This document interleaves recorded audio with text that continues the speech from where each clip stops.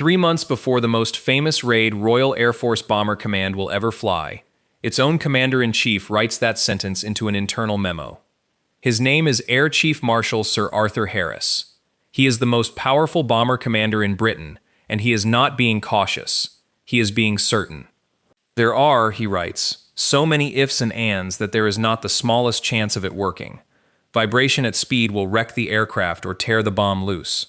The war, he writes, will be over before it works, and it never will. He is talking about a weapon that does not yet officially exist. A 4-ton spinning drum, designed to skip across open water like a thrown stone, crawl down the face of a dam, and detonate at depth, worked out not in a military laboratory, but by a 54-year-old civilian aircraft engineer, with no rank, testing the physics in his back garden with a tin of his daughter's marbles. 12 days after Harris puts his contempt in writing, he is overruled. Not by argument, by film. A set of test footage, smuggled past him to an intelligence officer, shown to the chief of the air staff, who allocates 30 Lancasters and gives the engineer 7 weeks. 7 weeks later, 19 aircraft will fly that bomb into occupied Germany at 60 feet, at night, 232 miles an hour, toward 2 of the largest dams in Europe. This is the story of the man Harris said would fail, the squadron built around his weapon, and the German engineer on the other side who would spend the rest of his life trying to explain what happened to a dam his own calculations said was safe. This is Operation Chastise. The memo still exists. It sits today in the National Archives at Kew, filed under AIR 14840, dated the 14th of February 1943, 3 months before 19 Lancasters take off for Germany. Its author is Air Chief Marshal Sir Arthur Harris, Commander-in-Chief of Bomber Command, responding to a Vickers proposal that has reached his desk for approval. He does not hedge. He writes that the whole thing is tripe of the wildest description. He writes that there are so many ifs and ands that there is not the smallest chance of it working. He writes that vibration at operating speed will wreck the aircraft or tear the bomb loose before it ever reaches a target. And he closes with a line that outlives every other sentence he ever puts on paper. Stop them putting aside Lancasters for this wild goose chase, because the war will be over before it works, and it never will. Harris commands more bombers than any man in Britain. He is not a fool. He is reading a proposal that asks him to gamble aircraft he cannot spare on physics nobody in his command has verified. He is doing his job. He is also, in 7 weeks, about to be proven wrong. To understand why Harris's command would eventually risk aircraft on this, you have to understand what stood in the Ruhr Valley, below the Mona and the Ader. The Mona, finished in 1913, held back 134 million cubic meters of water. The Ader, finished a year later, held 202 million. Together they fed the rivers, canals, coke plants, and steel mills of Germany's industrial core, and supplied drinking water to more than 5 million people. This was not scenery. This was the machinery of the war itself, held in place by 2 walls of stone. German engineers had not ignored the risk.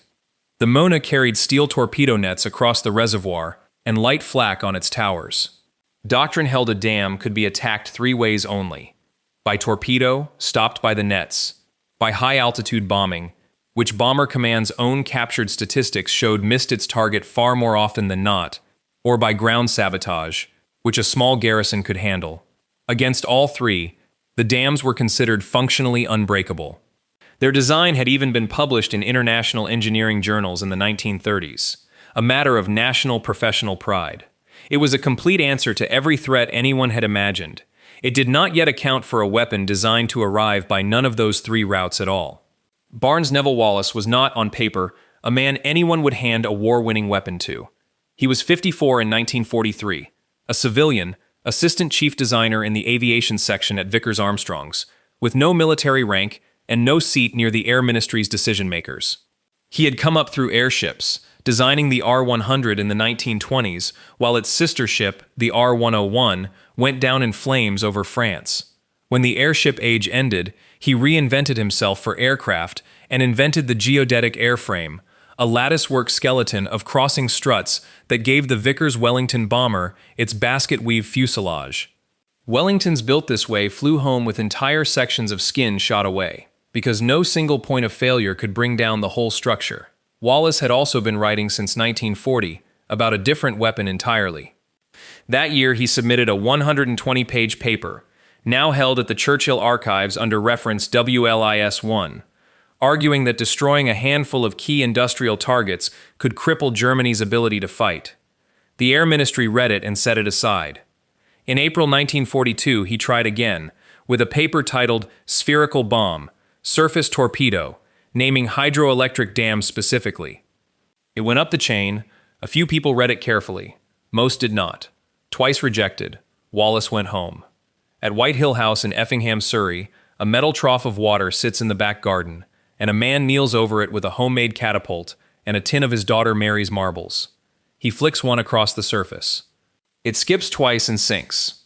He tries again, changing the angle, the speed, the spin, writing each result in a notebook.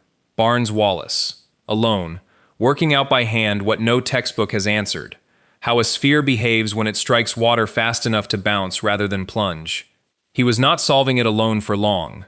A colleague at Vickers, George Edwards, who knew cricket, told him something the marbles hadn't shown, that backspin, not topspin, would make a sphere skip cleanly and grip on impact rather than ricochet away. That single insight reshaped the design. The number that mattered most came from Wales. In July 1942, the Road Research Laboratory with A.R. Collins detonated a small charge against the underwater face of a disused dam at Nanty Grow. The test told Wallis what he needed, roughly 6,000 to 6,500 pounds of high explosive, set off in contact with a dam wall below the waterline, would do what nothing dropped from altitude ever had. The marbles gave him the motion. Wales gave him the number. By February 1943, Wallis had the physics, the spin rate, and the explosive charge. What he did not have was Bomber Command. Harris's memo had not just doubted the weapon, it had ordered it stopped. At all costs, he wrote, stop them putting aside Lancasters and reducing our bombing effort on this wild goose chase. Coming from the man who controlled every heavy bomber in Britain, that line should have ended the project. Through the normal chain of command, it very nearly did. Wallis had one channel left, and it was not a channel at all. He arranged a private screening of his test footage for Group Captain Frederick Winterbotham, an intelligence officer with no authority over bomber allocation but access to people who did. Winterbotham took the films further, to Air Chief Marshal Sir Charles Portal, Chief of the Air Staff, the one man senior enough to overrule Harris directly.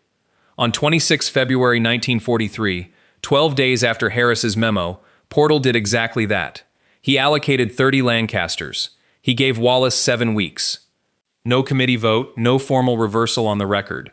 Just one commander's contempt overtaken by another commander's signature, with barely enough time left to build a squadron, train it, and fly the raid before summer water levels dropped too low to hit.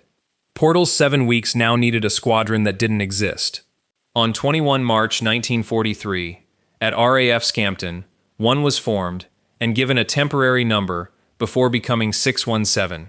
Command went to Wing Commander Guy Gibson, 24, already carrying more than 170 combat sorties across Hampdens, Manchesters, Lancasters, and night fighter Beauforts, and holding the DSO and Bar and the DFC in Bar. Several men who served under him later called him abrupt, demanding, exacting. He was also, by near universal agreement, the best pilot available to fly what nobody had flown before. The numbers Wallis handed him were unforgiving. Release at exactly 60 feet above the water, at 232 miles an hour, spinning backward at 500 RPM, 425 yards from the target. Miss any figure by a meaningful margin, and the bomb would skip wrong, strike the wrong point on the wall, or fail to detonate at the depth Wallis had calculated. Holding 60 feet at night over open water, with no instrument built for the job, was the hardest of the four. The fix came from scientist Benjamin Lockspizer. 2 Aldous lamps mounted under each aircraft, angled to converge into a single point of light on the water only at the right height. For 8 weeks, over English reservoirs, Gibson's crews flew until the maneuver stopped requiring thought. 9:39 p.m., 16 May. The first 3 Lancasters lift off from Scampton. Gibson, Hopgood, Martin, flying low across the North Sea, under radar, toward the Dutch coast. 2 more waves follow behind them. Not all of them arrive. Flight Lieutenant Jeff Rice strikes the Wadensee and tears his bomb clean off the aircraft, He turns for home. Pilot Officer Vernon Byers is shot down crossing Texel. All 7 of his crew killed. Flight Lieutenant Bill Astel flies into power lines near Marbeck. All 7 killed. 4 aircraft, gone or turned back, before a single bomb reaches a dam. Gibson reaches the Mona at 12:28 a.m. and attacks first. His bomb bounces, strikes the netting and masonry, explodes. The dam holds. Hopgood runs in second, hit by flak on approach, his front gunner already dead. He releases late. The bomb clears the dam and hits the power station behind it. His Lancaster is burning. He holds it level long enough for 2 crew to bail out, then it goes down. Martin's bomb veers wide. Young's, the 4th, bounces cleanly and detonates against the wall. Something inside the structure has already begun to give. David Maltby drops 5th. His mine bounces 4 times, strikes the dam, and at 12:49 a.m. the Mona breaks. The Eder had no defenses worth the name. No flak, no torpedo nets, 2 guards with rifles. What it had instead was geography. The dam sits in a steep, wooded valley demanding a hairpin descent, a fast pull-up over Waldeck Castle on the ridge above, and a drop before the hill on the far side of the lake closes in, a maneuver the Lancaster was never designed to fly.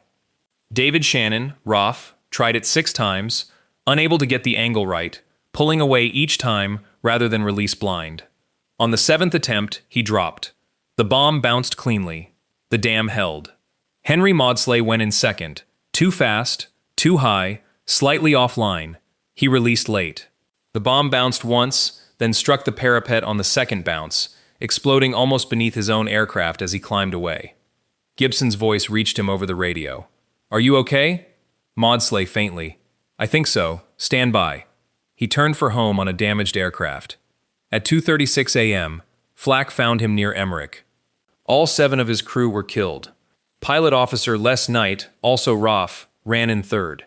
His mine bounced 3 times, struck the wall, and at 1:54 a.m., the Eder broke.